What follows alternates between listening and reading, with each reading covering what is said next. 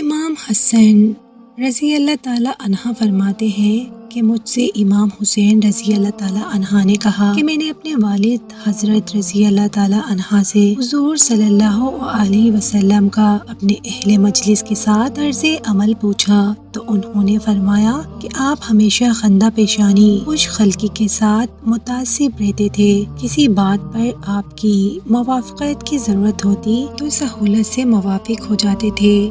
نہ آپ بدخو تھے، نہ سخت کو اور نہ سخت دل.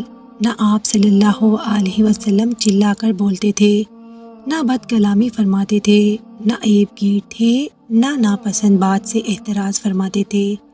دوسروں کی کوئی خواہش آپ صلی اللہ علیہ وسلم کو پسند نہ آتی تو اس کو مایوس بھی نہ فرماتے اور صاف جواب بھی نہ دیتے تھے. آپ نے 3 باتوں سے اپنے آپ کو مبرہ فرما رکھا تھا: جھگڑے سے اور تکبر سے اور بیکار بات سے، اور 3 باتوں سے لوگوں کو بچا رکھا تھا. نہ کسی کی مذمت فرماتے تھے، نہ کسی کو عیب لگاتے، نہ کسی کے عیب تلاش فرماتے. آپ صرف وہی کلام فرماتے جو باعث اجر ہو. جب آپ صلی اللہ علیہ وسلم گفتگو فرماتے تو آپ کے صحابہ کرام اس طرح گردن جھکا کر بیٹھتے جیسے ان کے سروں پر پرندے بیٹھے ہوں. آپ صلی اللہ علیہ وسلم چپ ہو جاتے، تب وہ حضرات کلام کرتے. آپ کے سامنے کسی بات پر نظر نہ کرتے. آپ سے جب کوئی شخص بات کرتا تو اس کے خاموش ہونے تک سب ساکت رہتے. ہر شخص کی بات توجہ سے سننے میں ایسی ہوتی جیسے پہلے شخص کی گفتگو، یعنی بے قدری سے کسی کی بات نہ سنی جاتی.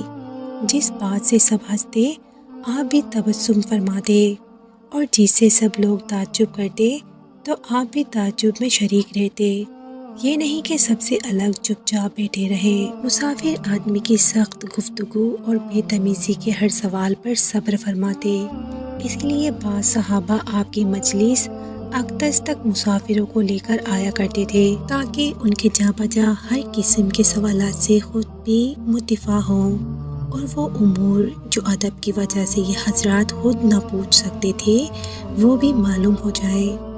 آپ یہ بھی ارشاد فرمایا کرتے تھے کہ جب کسی طالب حاجت کو دیکھو تو اس کی امداد کیا کرو. اگر کوئی آپ کی تعریف کرتا تو آپ اس کو گوارا نہ فرماتے، البتہ بطور شکریہ اور ادا احسان کے ذیل میں کوئی اور آپ کی تعریف کرتا تو آپ صلی اللہ علیہ وسلم اس پر سکونت فرما لیتے. کسی کی گفتگو کو قطع نہ فرماتے، البتہ اگر کوئی حد سے تجاوز کرنے لگتا تو اس کو روک دیا کرتے اور کھڑے ہو جاتے تاکہ وہ خود رک جائے.